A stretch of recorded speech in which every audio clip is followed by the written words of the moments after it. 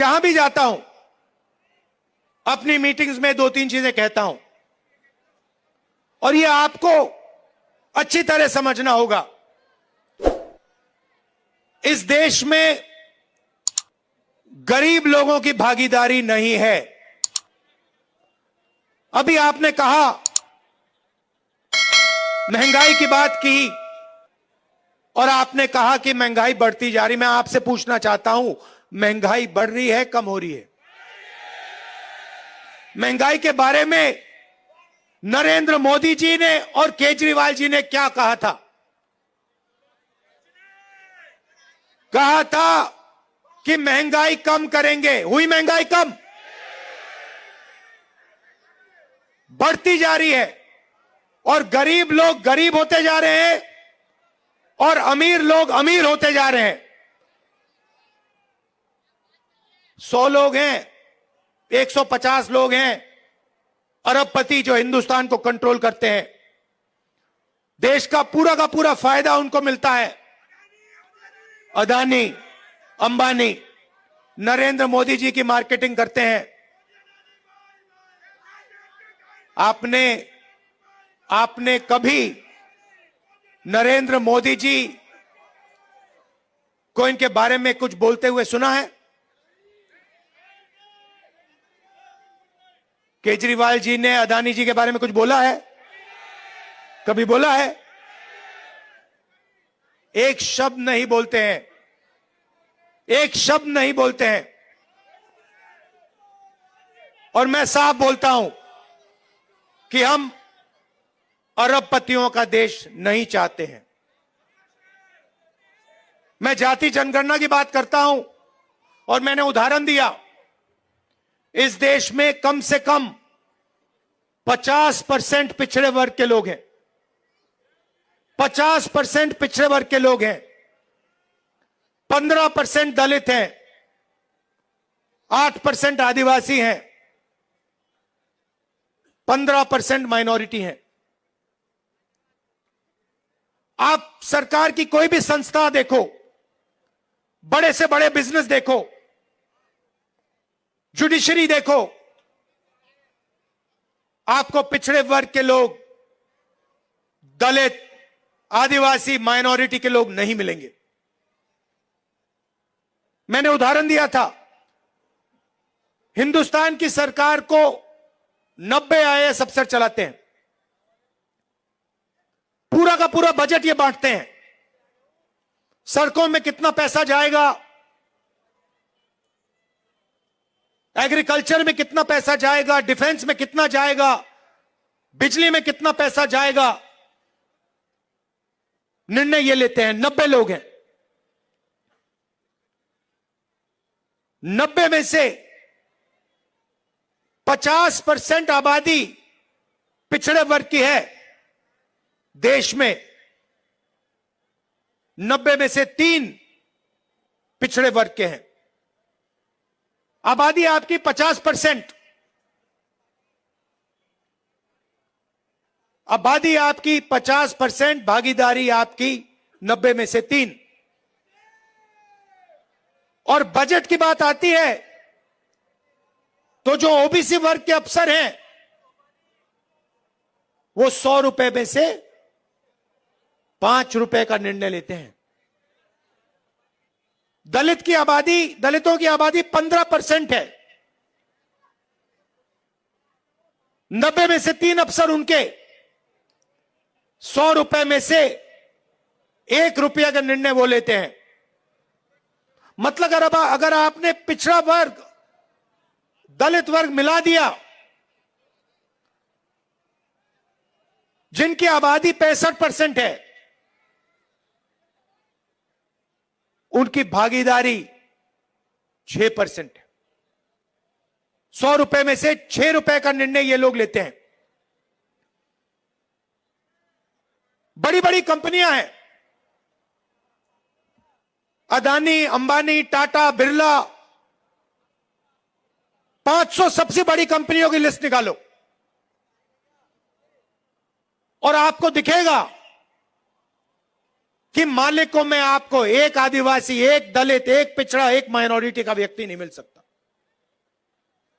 Management team के नाम निकालो, आपको एक पिछड़ा वर्ग का व्यक्ति नहीं मिलेगा, एक दलित नहीं मिलेगा, एक आदिवासी नहीं मिलेगा। यह हिंदुस्तान की सच्चाई है। और जब मैं जाति जनगणना की बात करता हूं, नरेंद्र मोदी जी के मुंह से एक शब्द नहीं निकलता और केजरीवाल जी के मुंह से एक शब्द नहीं निकलता है।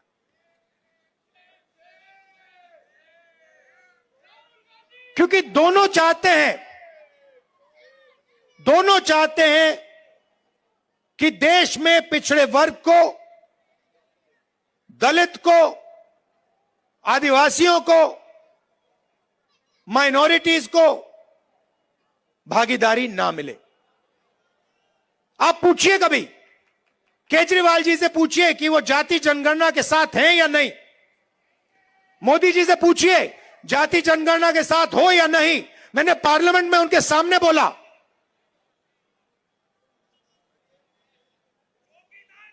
नरेंद्र मोदी जी बैठे थे, मैंने उनसे साफ कहा, नरेंद्र मोदी जी आप करो ना करो, बच्चा भी जानता है, मीडिया वाले नहीं जानते, 6 साल का बच्चा जानता है।